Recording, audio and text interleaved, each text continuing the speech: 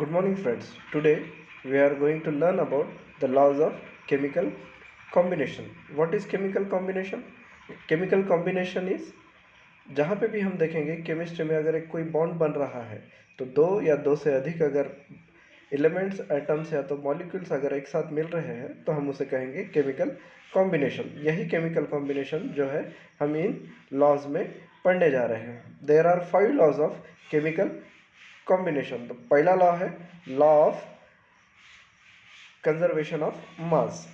तो कंजर्वेशन यानी क्या है? कंजर्वेशन यानी एनीथिंग दैट वी सेव्स, हम जिसको भी बचाएंगे उसे हम कहेंगे कंजर्वेशन। तो यहाँ पे क्या है? Conservation of mass. तो हम यहाँ पे क्या देख रहे हैं? मास को जो है बचाना देख रहे हैं। तो law of conservation of mass is stated as in any chemical reaction the initial weight of the reacting substance is equal to the final weight of the product।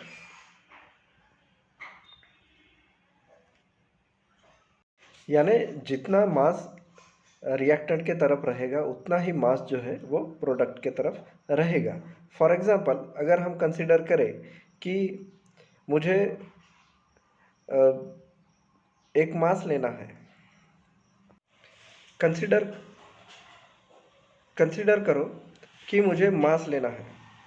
अभी जो मास है यहाँ पे देख रहे हैं आप 2 mg plus O2 is gives 2 mg O। Okay, तो यहाँ पे 48.6 ग्राम 2 mg और 32.0 ग्राम O2 है। ये मिला के अगर रिएक्टेंट की तरफ देखेंगे तो यहाँ पे क्या दिख रहा है हमें? 80.6 ग्राम जो है वो 2 mgO दिख रहा है। यानी जितना भी मास जो है जो रिएक्टेंट के तरफ है उतना ही मास जो है वो हमें प्रोडक्ट के तरफ दिख रहा है। 48.6 plus 32.0 gram is equals to 80 grams, 80.6 grams. जो यहाँ पे हमको रिएक्टेंट के तरफ दिख रहा है वही हमें प्रोडक्ट के तरफ दिख रहा है। इसी को कहेंगे हम कंजर्वेशन ऑफ मास। इसका मतलब ये है कि mass can neither be created nor destroyed. Okay, then हमारा सेकंड लॉ है law of definite proportion. Law of definite proportion. तो लॉ ऑफ डेफिनेट प्रोपोर्शन में हम देखेंगे कि different samples of the same compound always contain the same elements combined together in the same proportion by mass. यानी water में जो है वो जो 89% ऑक्सीजन रहेगा और 11% जो है वो हाइड्रोजन रहेगा। जब भी हम कंसीडर करेंगे कि हम 100% वाटर ले रहे हैं उसमें 89% जो है वो रहेगा ऑक्सीजन और 11% जो रहेगा वो रहेगा हाइड्रोजन। अगर हम देखें कि यहाँ पे जो है 10 ml हमने वाटर लिया है, अगर 10 ml वाटर है तो उसमें हमको 9% जो है वो हमको ऑक्सीजन मिलेगा और 1% जो है वो में उसे हाइड्रोजन मिलेगा। उसी को कहेंगे हम डेफिनेट प्रोपोर्शन ऑफ कॉम्बिनेशन। यानी this is the law of definite proportion. Next law is multiple proportion. When two elements combine to form two or more chemical compound, then the weight of the one of the element which combines with the fixed weight of the other bear the simple ratio to one another। उसी को कहेंगे हम multiple proportion. यानी for example carbon forms two stable compounds with oxygen. Carbon dioxide 12 parts by mass of carbon combination with 16 parts mass of oxygen। यहाँ पे हम देख रहे हैं कि कार्बन जो है उसका मास कितना है? 12 मास है और ऑक्सीजन का कितना है? 16। यहाँ पे दिख रहा है 12।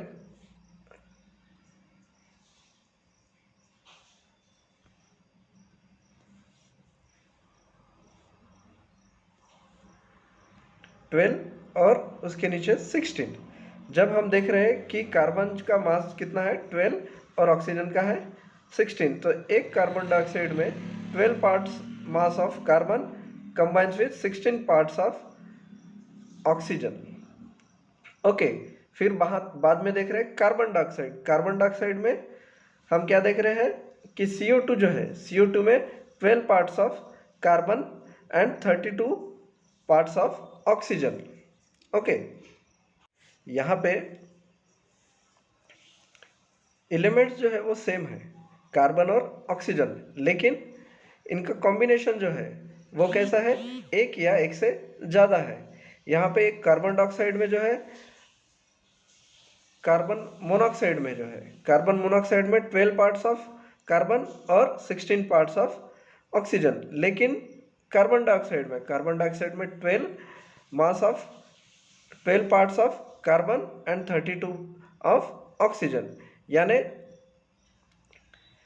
दोनों एलिमेंट सेम है लेकिन उनका प्रोपोर्शन जो है वो एक या एक से ज़्यादा है। इसी को कहेंगे हम law of multiple proportion. Fourth law of reciprocal proportion.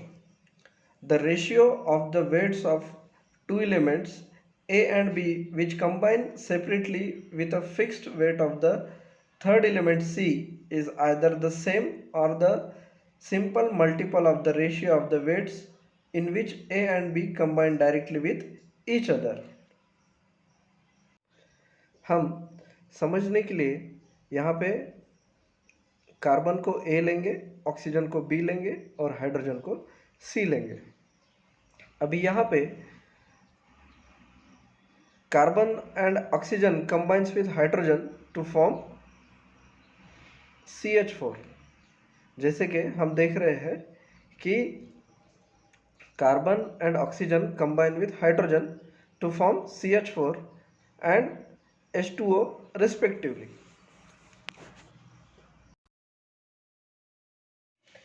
In CH4, 4 gram of hydrogen combines with 12 grams of carbon. अभी यहाँ पे CH4 में जो है 4 gram of hydrogen combines with 12 gram of carbon. क्योंकि हाइड्रोजन का जो मास है वो 1 है और कार्बन का जो है वो है 12। इसलिए जब CH4 में 4 हाइड्रोजन जब कंबाइन हो रहे हैं कार्बन के साथ, तब उसका जो मास है हाइड्रोजन का 1 है और कार्बन का जो है वो है 12। इसीलिए उसमें जो है ये कॉम्बिनेशन हो रहा है।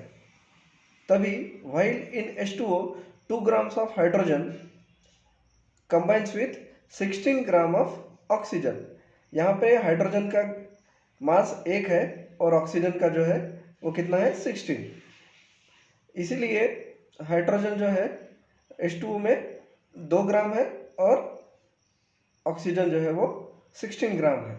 और उसी को जो है हम इस तरह से लिख सकते हैं 4 gram of hydrogen will combine with the 32 gram of oxygen. अभी ऑक्सीजन जो 4 ग्राम लिया है और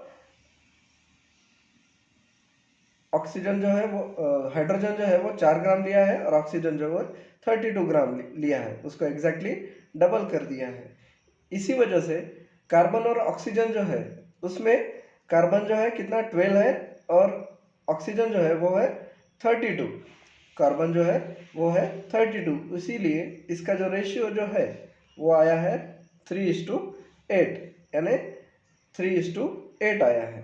अभी उसी तरह now in carbon and oxygen combined directly with each other to form CO2। CO2 में कार्बन का जो है जो रेशियो, कार्बन का मास कितना है 12 और ऑक्सीजन का है 16, लेकिन O2 है, O2 यानी 16 दूने 32 यानी 32 आया है। 12 और 12:32, 12:32। अभी इसीलिए उसका जो रेशियो है वो भी 3:8 आया है, same as with the hydrogen. इसलिए इसको बोला है reciprocal, law of reciprocal proportion. इसका जो है रेसिप्रोकल हमने निकाला है। ठीक है, अभी देखेंगे हम लास्ट लॉ, उसको बोला है Gay Lussac law of gaseous volume.